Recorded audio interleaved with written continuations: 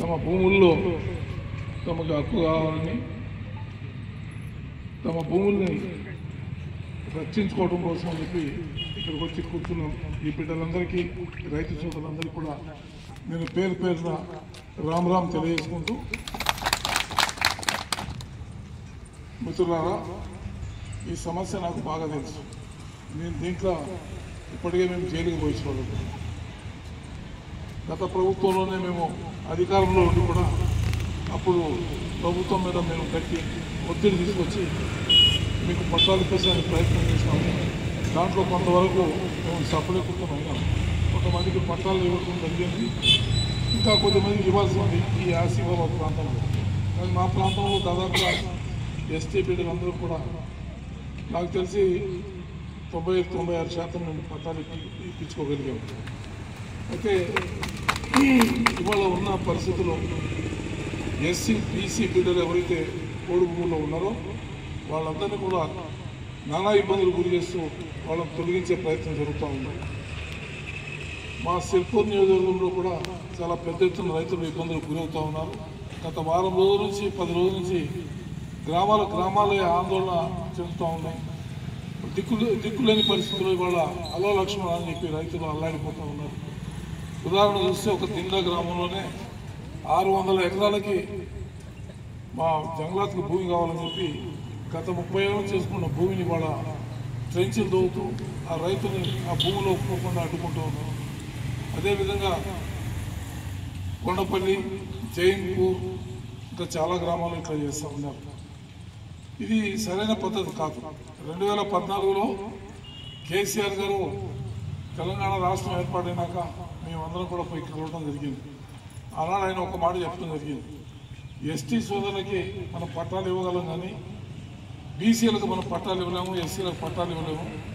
కానీ వాళ్ళు ఎవరైతే ఆ భూములు కాస్తులో ఉన్నారో వాళ్ళకి ఇబ్బంది కలగకుండా, వాళ్ళకి ఎటువంటి హాని కలగకుండా వాళ్ళని వ్యవసాయం చేసుకునేలా మేము చర్యలు తీసుకుంటామని చెప్పి ఆ రోజున ఆదేశాలు ఇచ్చి ఈ రోజు వరకు, నిన్నటి వరకు వ్యవసాయం చేసుకున్నారు అందరూ.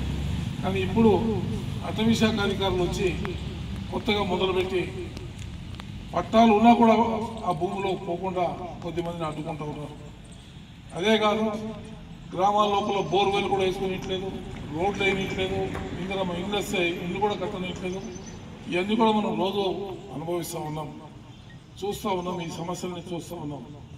ఇవాళ అడిగే నాదుడు లేడని చెప్పి వాళ్ళు ఇష్టారాజ్యంగా చేస్తూ ఉన్నారు జంగలతలు. దీంట్లో వీటికి తోడుగా నిన్న మొన్న 49 జీవో మొదలొచ్చింది. ఆ జీవో వల్ల ఇలా టైగర్ జోన్ అని చెప్పి ఏర్పాటు చేసి మనందరికీ రాబోయే రోజుల్లో చాలా తీవ్రమైనటువంటి ఇబ్బందులు కలగజేసే కార్యక్రమం మొదలైంది. ఈ టైగర్ జోన్ వల్ల మనం అందరం చాలా పెద్ద ఎత్తున నష్టపోతూ ఉన్నాం. మనం గూడానికి దూరంగా పోతూ ఉన్నాం, మనిషికి దూరంగా పోతూ ఉన్నాం, ఊరికి దూరంగా పోతూ ఉన్నాం. రాత్రిపూట సంచరించడానికి కూడా అవకాశం లేకుండా చట్టాలు రాబోతూ ఉన్నాయి. ఇవన్నీ కూడా చూస్తూ ఉంటే మరి మనుషుల కంటే కూడా పులులు అనేవి వీళ్ళకి ఎక్కువగా కనిపిస్తూ ఉన్నాయి. మనుషుల కంటే ప్రాధాన్యత పులులకు ఎక్కువ ఇస్తూ ఉన్నారు. ఈ పులుల పేరు చెప్పి నేను అనుకుంటా ఉన్నా ఈ జంగలాత్ అధికారులందరూ కూడా ఆ ఫండ్స్ తీసుకొచ్చి ఈ పులుల పేరు మీద వీళ్ళు స్వాహా చేస్తానికి ఈ పులుల గ్రామం మొదలుపెట్టి, ఈ పులులు గ్రామం మొదలుపెట్టి ఇవాళ మనం అందరినీ పరిచయం చేస్తూ ఉన్నారు.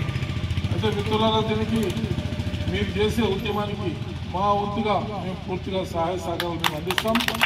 తప్పనిసరిగా మేము వెంట ఉంటాం. మీరు ఎప్పుడు రమ్మన్నా కూడా మా తరఫు నుంచి ఎంతమంది అయితే ఉన్నామో మేము మా మద్దతుదారులందరూ మీకు మద్దతు చేస్తానికి మేము సిద్ధంగా ఉంటామని తెలియజేసి, ప్రస్తుతం మీకు మద్దతు తెలియజేయడమే కాకుండా 49 జీవోని రద్దు చేయాలని చెప్పి మేము కలెక్టర్ కూడా ఇప్పుడు మెమోరాండం ఇస్తానికి మేము పోతా ఉన్నాం. గోలక్ష్మి గారితో కూడా నేను వస్తా టెలిఫోన్లో మాట్లాడినాను. రేపు ఒక ప్రోగ్రాం తీసుకుందాం అందరం కలిసి.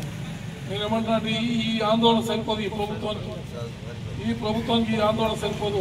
దీనికి కనువిప్పు కలగాలంటే చాలా పెద్ద ఎత్తున మనం అంతా తరలి రావాల్సిన అవసరం ఉంది. ఒక్కరోజు మనం పూర్తిగా సమయం కేటాయించి మొత్తం గూడాలి కొమరంభీం జిల్లా మొత్తం కదిలి కొమరంభీం పేరు మీద మనం ముందడుగేద్దాం. దాంతో ఈ సమస్యకి ఏమైనా పరిష్కారం దొరుకుతుందా మనం విచారం చేద్దామని చెప్పి నేను మనవి చేస్తూ మీ పోరాటానికి మా మద్దతు ఎప్పుడు ఉంది, మీకు ఏ సహాయ సహకారాలు ఉన్న మాత్రం గురించి అందిస్తామని మరొకసారి తెలియజేస్తూ ఈ జంగలాత అధికారుల దౌర్జన్యం చెప్తే మీరు ఆశ్చర్యపోతారు. మా సిర్పూర్ నియోజకవర్గంలో మొన్న ఒక దొంగలు ఒక 5 కలిసి ఒక పులిని చంపారు. పులిని చంపితే 5 లోపల పెట్టాలి, వాళ్ళ మీద పీడీ యాక్ట్ పెట్టాలి, వాళ్ళని లోపల పారేయాలి. దానికి మనకేం అభ్యంతరం లేదు. కానీ వాళ్ళకి నీళ్లు పోసిన ఒకరిని, ఫోన్లో మాట్లాడిన ఒకరిని, వాడు కూర తెస్తే వండి పెట్టిన ఒకరిని 34 మంది లోపల పారేసి అమాయకుల్ని, అందులో ఒక రాజారామన్ ఉన్నాడు, వాని కళ్ళు కూడా కనిపించాయి, వాడు ఎక్కడో 2-3 సంవత్సరాలు పనిచేసుకున్నాడు, వాని పట్టుకొచ్చి కూడా జైలు అడిగేటోళ్ళు లేడు. ఇవాళ ఈ కుమరంభీం జిల్లాలో అడిగేటోళ్ళు లేరు కాబట్టి ఇంత అన్యాయం చెప్తాను.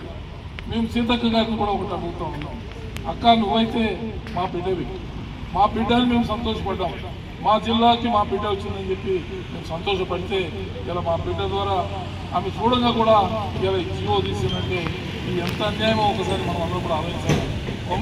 సీతక్క గారికి కూడా మేము 2 చేతులు జోడించి విజ్ఞప్తి చేస్తూ ఉన్నాం, ఆమె కాలు మొక్కి చెప్తా ఉన్నాం, ఈ బాధ నుంచి మాకు రక్షణ చేయండి. మీకంటే ఎక్కువ ఎవరు తెలుసుకొని లేరు, ఈ బాధలు మీకంటే ఎక్కువ తెలుసుకొని లేరు, మీకు దండం పెడతా ఉన్నాం, మీ కాలు మొక్కుతాం. కానీ ఇక్కడ ఈ జంగలాతల దౌర్జన్యాన్ని దూరం చేయమని చెప్పి ఆమెకి 2 కాలు మొక్కుతాం నేను ముగిస్తా ఉన్నా. మీకు ఆదివాసీ బిడ్డలకి మీరు ఎప్పుడు రమ్మంటే అప్పుడు నేను సాయం చేస్తానికి నా వంతుగా నేను తప్పకుండా మేము వెంట ఉంటానని చెప్పి తెలియజేస్తూ సెలవు తీసుకుంటున్నా. జై సేవ, జై కొమరంభీం.